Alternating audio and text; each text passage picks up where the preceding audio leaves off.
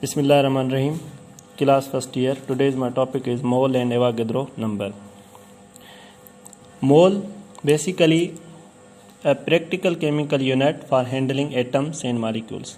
बेटा जैसे कि आपको पता है कि मोल किसे कहा जाता है, मोल है क्या। बेसिकली ये एक बेटा क्या है कि प्रैक्टिकल एक फंडामेंटल केमिकल यूनिट है जिसकी मदद से हम एटम्स या मॉलिक्यूल्स के क्या करते हैं, हैंडल किया जाता है। जैसे कि आपको पता है कि जो एटम्स या molecules are the so smallest particles of matter which can not.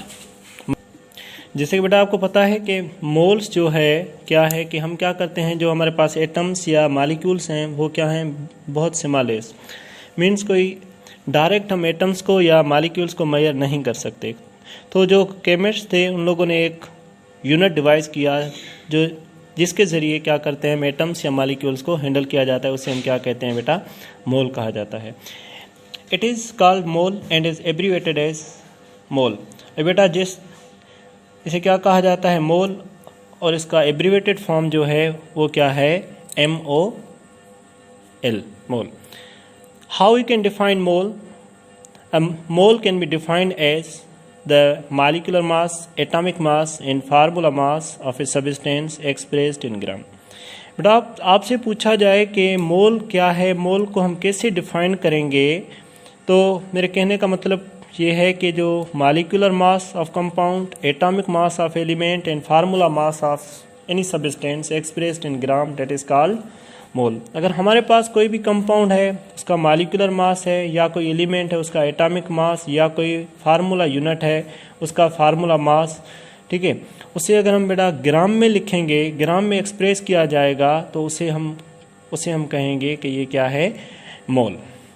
The actual countable number of particles in one mole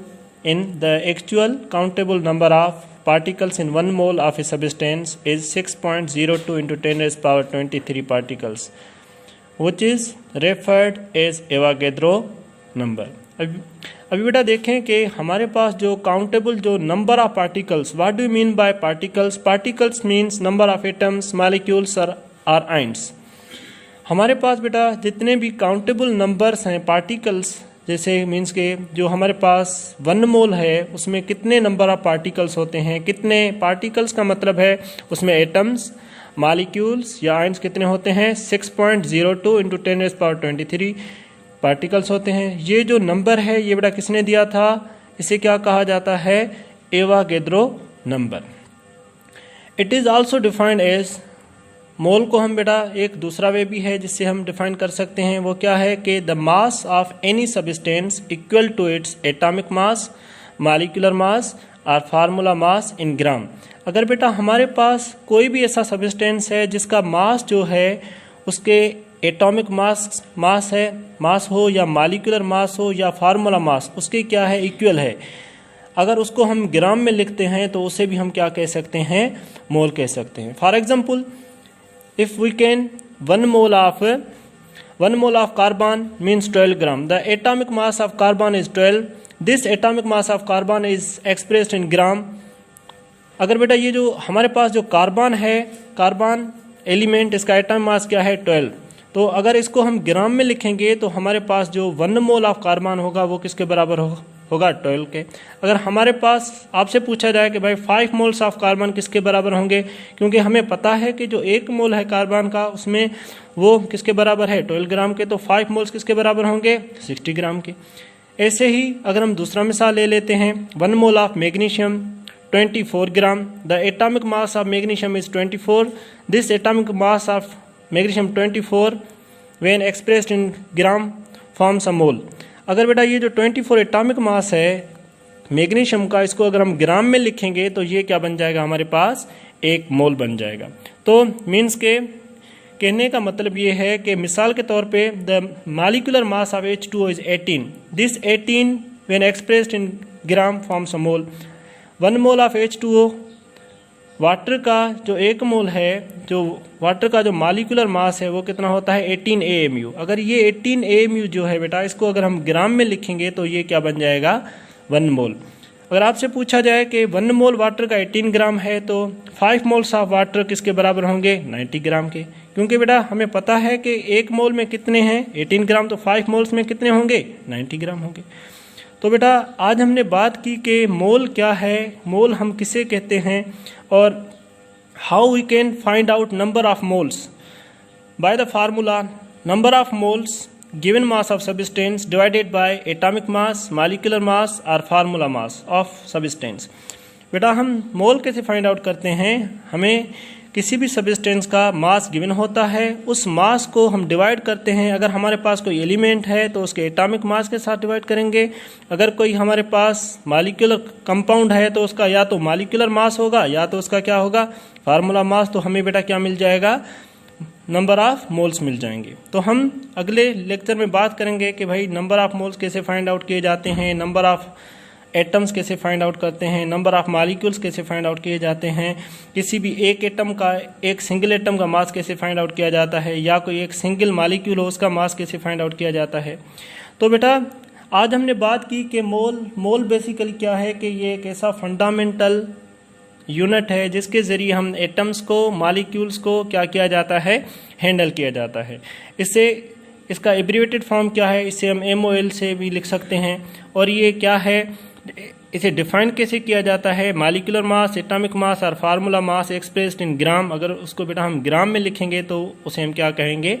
mole. 1 mole of any substance, किसी भी सब्सटेंस का जो 1 मोल होता है उसमें कितने पार्टिकल्स होते हैं? 6.02 × 10⁻23 पार्टिकल्स होते हैं। पार्टिकल्स मीन्स एटम्स हो गए आपके पास, मॉलिक्यूल्स हो गए आपके पास, या आयन्स हो गए।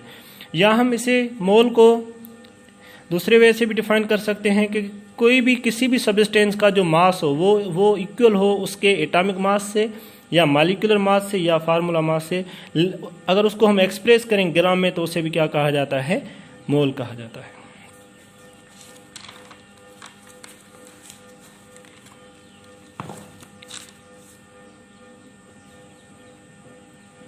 अभी बेटा क्या है हमारे पास? एवागेद्रोस नंबर। एवागेद्रोस क्या था? अमेडो एवागेद्रो ये एक साइंटिस्ट था जिसने एक कांस्टेंट नंबर दिया था। उसने उसको अपने ही नाम से उसको नाम दे दिया एवागेद्रोस नंबर, जिसे बेटा हम रिप्रेजेंट किया जाता है Na से।